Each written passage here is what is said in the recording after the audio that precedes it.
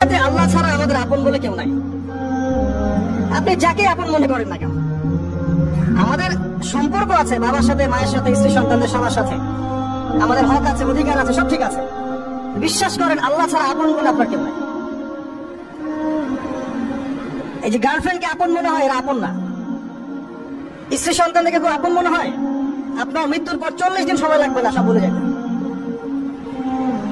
পিতা মাতা ভাই বোন সবাইকে আপন মনে হচ্ছে?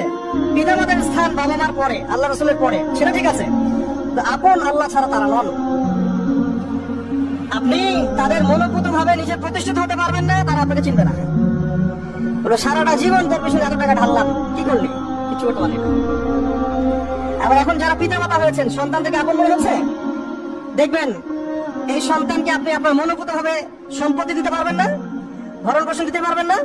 এই সন্তান বড় হয় আপনাকে বৃদ্ধাশ্রমে পাঠাতে পারে, নাউজুবিল্লাহ। অথবা আপনার সাথে এই সন্তানই খারাপ ব্যবহার করবে। আপন মনে হচ্ছে? আল্লাহ ছাড়া কেউ আপন না। আল্লাহ ছাড়া আপন কেউ না। আল্লাহ ছাড়া সত্যিকার অর্থে আপনাকে আমাকে ভালো কেউ বাসে না। শুধু আল্লাহ আপনাকে ভালোবাসে।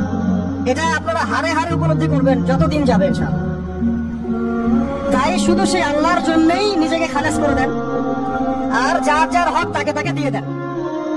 দুনিয়াতে শান্তিতে থাকার ফিলোসফি বলছে, philosophy of happiness in this হায়াতুদ দুনিয়া, সেটা হচ্ছে যার যার হক তাকে তাকে দিয়ে দেন, নিজের হক আল্লাহর কাছে চেয়ে নেন। আর দুনিয়াকে আপন মনে করবেন না, আল্লাহ ছাড়া কাউকে আপন মনে করবেন না, আপনি সুখে থাকবেন ইনশাআল্লাহ। দুনিয়ার দাসত্ব করবেন, আল্লাহ ছাড়া অন্য মানুষদেরকে আপন মনে করে নেবেন, দেখবেন আপনি পদে পদে কষ্ট পাবেন। কারো কাছে আশা করেন না, কষ্ট পাবেন না। আমি এই প্রসঙ্গে কথাগুলো বললাম যে দুনিয়াকে আপন মনে করতে নাই, আর আল্লাহকে আপন মনে করতে হয়।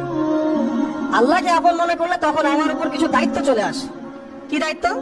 আল্লাহ আমাকে সৃষ্টি করেছেন, রিজিক দিয়েছেন, লালন পালন করছেন, বাঁচিয়ে রেখেছেন, তার হাতে আমার মৃত্যু, তার হাতে সবকিছু।